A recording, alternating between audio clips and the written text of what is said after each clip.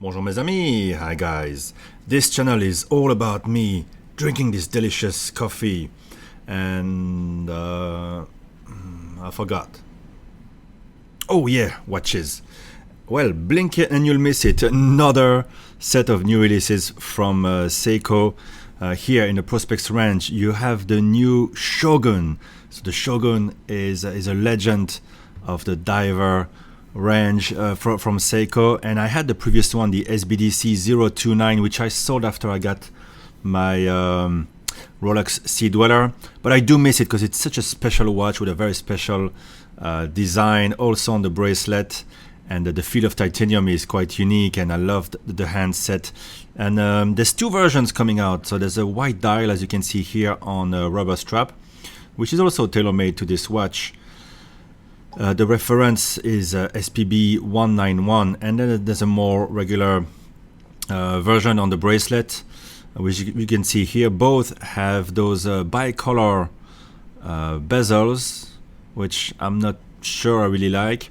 Now the bracelet seems to be pretty similar to the previous one, but the cases have become a bit wider to accommodate the 6R35 movement, which so far I've found to be hit and miss. Sometimes they're not really adjusted well. I'm not saying they can't be adjusted properly like the 6R15s, but 6R15s were always right on the money when I got the watches, and with the 6R35 it's in and out. Anyway, a bit thicker. They've changed, I don't think for the better, the handsets, and also I think the indices. First impressions, really not in favor of this new version at all. There's also a Cyclops on the date. There was a Grand Seiko at the shop 60th anniversary, but it is not the one I really wanted to see. So this one is a bit more of a rounded type of case.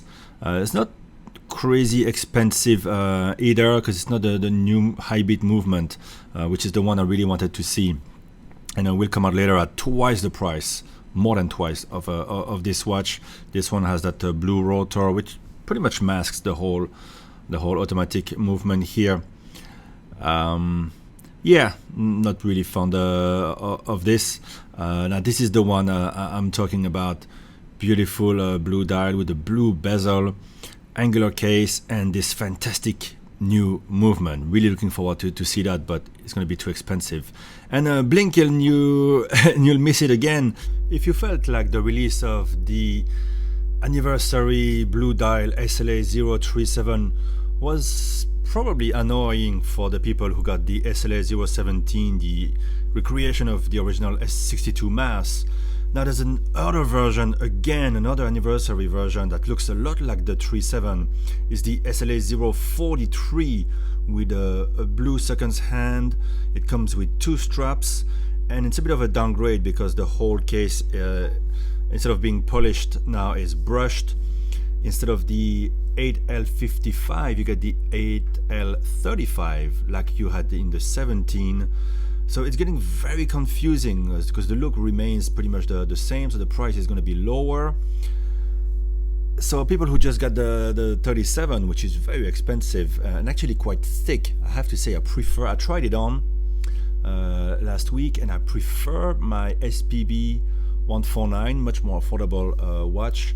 I find it more, well, thinner for one, but also I like the look of it a bit better. It's a bit of a reinvention of that 62 mass. So now you have three concurring 62 mass recreations with the 17, the 37, and this new 43. It's getting confusing. It's getting probably annoying if you buy something, and at this point you can always expect that if you wait not even a year, maybe 3 months or 6 months, something pretty similar, maybe better, maybe at a different price range is going to come that you might have preferred owning. Having said that, they're bringing in some interesting products, addressing some of the issues. I think the chaptering alignment is much better this year, but it's a bit of a give and take. Like this Shogun, you get the sapphire crystal, which is a great upgrade compared to the Hardlex, which would damage really easily. But then you have a thicker watch, and I really don't like the redesign of the handset and the indices. So bit confusing, bit difficult to choose, and you never know what to expect. So when you think you're out of Seiko, they pull you back in, they bring you back in with more releases, and then that can disappoint you a bit later on. It's a bit difficult. Let me know what you think in the comments about these new releases, and I'll speak to you about Seiko again a bit later with the release of the beautiful new Marine Master 200. Bye bye.